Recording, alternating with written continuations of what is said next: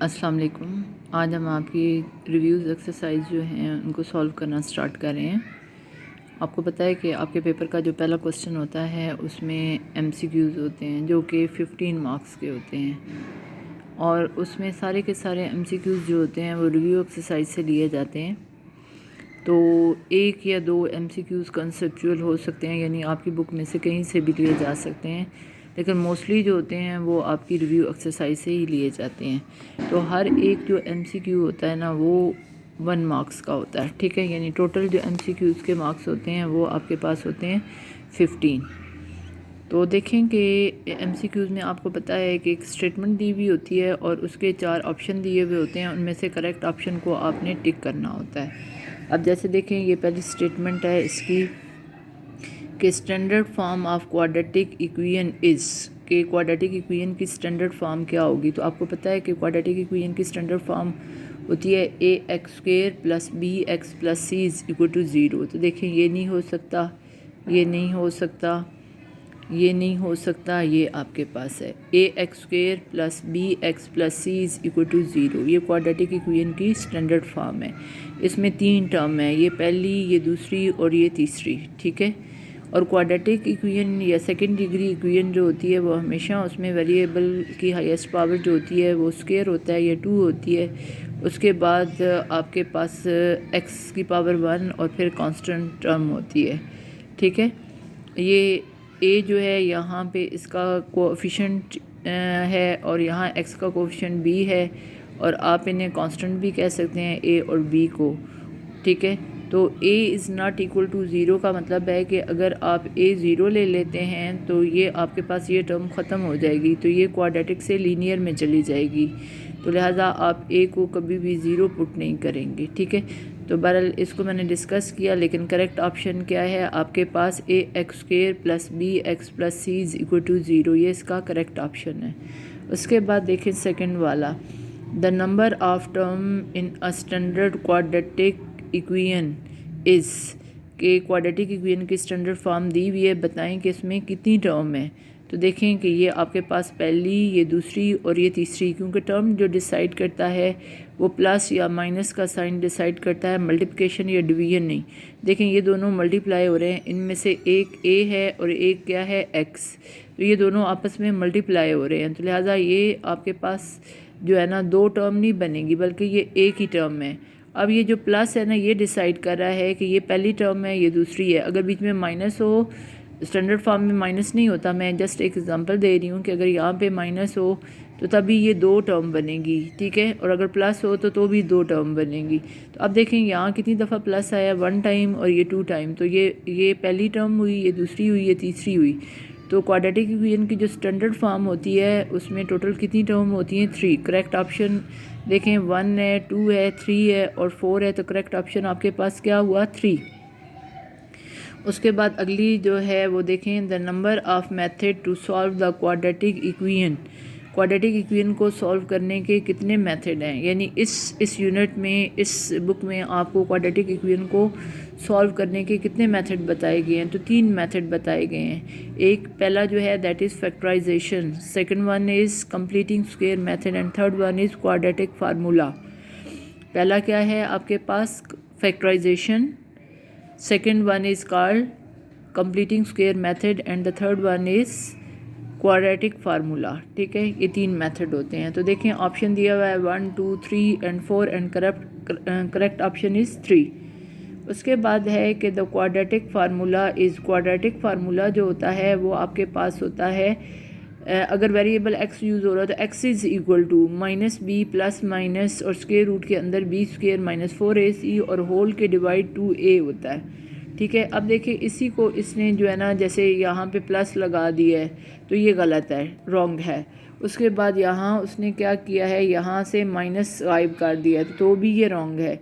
यहाँ पे देखें कि इसने प्लस भी किया है और माइनस भी रिमूव कर दिया है, यानी कि यहाँ पे माइनस होना चाहिए था, ऐसे प्लस कर दिया है, और यहाँ माइनस होना चाहिए था तो यहाँ से माइनस ख़त्म कर दिया। तो दैट्स मीन ये सारे जो ऑप्शन हैं ये यानी ऑप्शन सी हो गया, बी हो गया और D all are wrong. Correct option is A, minus b plus minus और स्क्वायर रूट के अंदर बी स्क्वायर माइनस 4ac और होल के नीचे 2a डिवाइड करा है इसको, ठीक है। ये आपके पास हो गया। उसके बाद देखें कि नेक्स्ट आपके पास ये है द लीनियर फैक्टर ऑफ, कि इसके जो है ना 2 लीनियर फैक्टर्स क्या होंगे। ये आपके पास है x square minus 15x plus 56 जो है ना उसके जो है ना फैक्टर्स क्या होंगे। तो ये मैं आपको बताती हूँ कि ये देखें कि मैंने यहाँ पे इसके फैक्टर्स बनाए हैं, तवज्जो से देखें। इक्वेशन जो आपके पास यहाँ पे ये जो एक्सप्रेशन दिया हुआ है x square minus 15x plus 56 multiply करें तो 56 आए, मल्टीप्लाई करें तो 56 आए, प्लस करें तो 15 आए, ठीक है। लेकिन साइन साथ माइनस का है, यानी कि जो दो हम फैक्टर्स बनाएंगे दोनों नेगेटिव नंबर होंगे, ठीक है। मल्टीप्लाई करें तो 56 आए और प्लस करें तो 15 आए। तो देखें 7 8 ज़ार कितने हुए 56, या 8 7 ज़ार कितने होते हैं 56, और -8 और -7 कितने बने -15, यानी -8 और -7 दो नेगेटिव नंबर हैं और नेगेटिव नंबर का सम भी क्या होता है नेगेटिव होता है।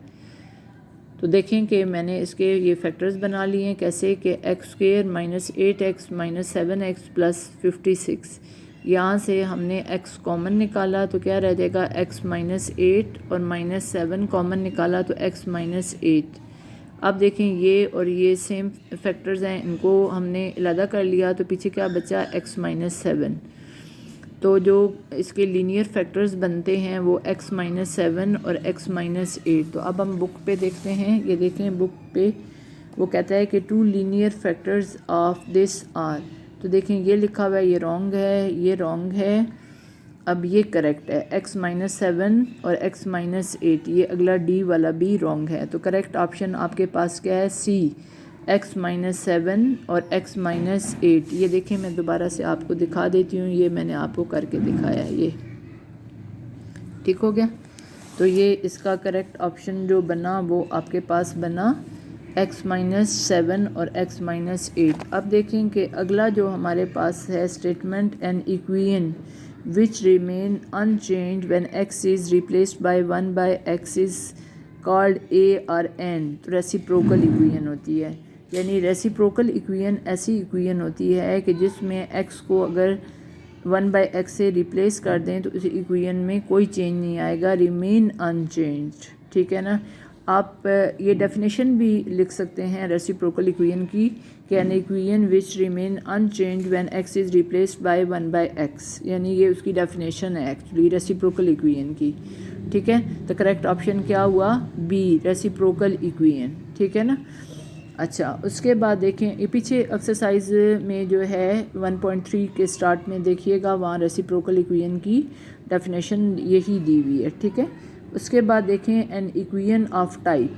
तो देखें कि ऐसी इक्वेशन, ये गौर से देखें, यहाँ नीचे 3 है 3 है 6 है, गौर करें कि जो वेरिएबल है वेरिएबल पावर की शक्ल में आया है, ठीक है ना। बेस 3 है और उसकी पावर x है, बेस 3 है और उसकी पावर 2 माइनस x है, यानी वेरिएबल किस में आ गया पावर में आ गया। तो ऐसी इक्वेशन जिसमें वेरिएबल जो है वो पावर में या एक्सपोनेंट की फॉर्म में आ जाए तो that is called exponential equation, exponent से एक्सपोनेंशियल इक्वेशन, ठीक है। Option A is correct, option A is correct, ठीक है। पावर जो है वो उसमें वेरिएबल आया है तो पावर को कहते हैं एक्सपोनेंट, एक्सपोनेंट से एक्सपोनेंशियल इक्वेशन, यानी ऐसी इक्वेशन जिसमें वेरिएबल किस में आ जाए पावर में आ जाए। तो करेक्ट ऑप्शन आपके पास क्या बनेगा, करेक्ट ऑप्शन बनेगा आपके पास ए, एक्सपोनेंशियल इक्वेशन। उसके बाद है कि अगला जो है the solution set of equation 4x square minus 16 is equal to 0। तो देखें इसको मैंने यहाँ आपके लिए सॉल्व किया है। देखें कि 4x square minus 16 is equal to 0, तो 16 इधर नेगेटिव है, राइट साइड पे जाके क्या हो जाएगा पॉजिटिव हो जाएगा। अब देखें कि x स्क्वायर के साथ 4 क्या हो रहा है मल्टीप्लाई, उधर जाके क्या हो जाएगा डिवाइड। तो 4 4 ज़ार कितने हुए 16, यानी 4 आ गया। Taking square root on both side, दोनों साइड पे आप इसका स्क्वायर रूट ले लें तो स्क्वायर और स्क्वायर रूट ख़त्म होके x आ जाएगा, और यहाँ पे आपके पास 4 परफेक्ट स्क्वायर है तो 2 बाहर आ जाएगा, ठीक है। तो ये आपके पास क्या आ जाएगा, +-7 आ जाएगा। क्या आ जाएगा, +-2, सॉरी क्या आ जाएगा, +-2 आ जाएगा आपके पास। ठीक हो गया। अब आपने क्या करना है, देखें कि वो जो पूछ रहा है क्वेश्चन, इसको मैं रिपीट कर देती हूँ कि सबसे पहले आपने इसको उधर राइट साइड पे लेके जाना है, फिर 4 मल्टीप्लाई हो रहा है, डिवाइड हो जाएगा। 16 को 4 से डिवाइड किया, 4 आया, दोनों का स्क्वायर रूट ले लिया। स्क्वायर रूट से जब 4 बाहर आएगा तो +-2 आ जाएगा, क्योंकि स्क्वायर रूट का मतलब होता है 2 रूट्स, एक पॉजिटिव और एक नेगेटिव, 2 रूट्स बने। अब हम क्वेश्चन को पढ़ते हैं। क्वेश्चन में वो हमसे क्या पूछ रहा है, क्वेश्चन में वो हमसे ये पूछ रहा है कि the solution set of equation is, तो +-2 आया ना, तो सोल्यूशन सेट में लिखना है। तो सेट हमेशा ब्रेसेस, ये जो ब्रैकेट्स होती हैं इनके अंदर लिखा जाता है। तो +- क्या आ जाएगा, 2। ठीक है ना। आपको पता है कि अगर आपके पास x और y ऑर्डर पेयर की शक्ल में लिखना हो तो डबल ब्रैकेट का हम इस्तेमाल करते हैं, राउंड भी और ब्रेसेस भी। लेकिन यहाँ पे एक x की वैल्यू है तो वो हमेशा ब्रेसेस या इन ब्रैकेट्स के अंदर लिखी जाएगी। तो करेक्ट ऑप्शन यहाँ पे देखें कि करेक्ट ऑप्शन आपके पास सी बना। वैसे तो आंसर मैंने इस शक्ल में लिखा हुआ है, लेकिन ये सिर्फ उसका क्या है, सोल्यूशन सेट ये है। सोल्यूशन सेट का मतलब है ब्रैकेट के अंदर लिखना। ये सोल्यूशन है जो कि मैंने उधर आपको करके दिया, और ये फिर उस सोल्यूशन को मैंने सोल्यूशन सेट में लिखा, तो ये करेक्ट ऑप्शन बना, क्योंकि वो सोल्यूशन सेट के बारे में बात कर रहा है, सिर्फ सोल्यूशन के बारे में नहीं बात कर रहा। उसके बाद वो कहता है एन इक्वेशन ऑफ फॉर्म, कि ऐसी इक्वेशन ये वाली जो है वो कौन सी टाइप की इक्वेशन होगी। तो तवज्जो से देखें कि ऐसी इक्वेशन जो होती है उसको हम कहते हैं रेसिप्रोकल इक्वेशन। ये आपके पास कैसे है, रेसिप्रोकल इक्वेशन। ये गलती से यहाँ पे नन ऑफ दीज आया, लेकिन आपने क्या करना है, रेसिप्रोकल इक्वेशन है। Option A is correct. Option A आपके पास क्या आ जाएगा, करेक्ट। ये देखें मैंने लगा दिया। एन इक्वेशन ऑफ फॉर्म, इसमें देखें क्या बनी हुई है, ये 2x⁴ -3x³ + 7 है। ये जो फॉर्म होगी ना इक्वेशन की, जब कभी भी आपके पास ये ऐसी फॉर्म आ जाए इक्वेशन की, तो ऐसी इक्वेशन को हम क्या कहते हैं, रेसिप्रोकल इक्वेशन, जिसकी डेफिनेशन हमने ऊपर पढ़ी कि जिसमें हम x को रिप्लेस कर दें 1/x से, तो इक्वेशन पे कोई फ़र्क नहीं पड़ता। तो ये वो उसकी एग्ज़ाम्पल, आप ये समझ लें, ये उसकी एग्ज़ाम्पल है। ठीक है। तो ये जो टाइप है इक्वेशन की, that is called reciprocal equation. तो इस तरीके से आपकी ये जो रिव्यू एक्सरसाइज है इसके MCQs हो गए मुकम्मल। ठीक है। आप इनको अच्छी तरीके से सॉल्व करके ख़ुद भी देखिएगा, और आप ये पहली जो मिसलिनियस एक्सरसाइज है या रिव्यू आप इसे कहें, मिसलिनियस कहें, ये एक्सरसाइज आपकी जो है ना मैंने कंप्लीट करवा दी है। तो जो नेक्स्ट वीडियो होगी उसमें इंशाल्लाह हम सेकंड जो आपका यूनिट है उसकी मिसलिनियस एक्सरसाइज सॉल्व करेंगे। ठीक है। तो ताकि हमारा जो क्वेश्चन नंबर 1 है पेपर का वो कंप्लीट हो जाए। तो इन जितने भी यूनिट हैं उनकी रिव्यूज़ जो है ना मैं आपको 1 बाय 1 पहले सारे MCQs करवाऊँगी, उसके बाद शॉर्ट क्वेश्चंस करवाऊँगी। तो अगर आपको मेरी वीडियो अच्छी लगी है तो आपने इसे लाइक भी करना है और शेयर भी करना है, और मेरे चैनल को सब्सक्राइब करना है ताकि मैं आपको ज़्यादा से ज़्यादा वीडियो सेंड कर सकूँ। अल्लाह हाफिज़।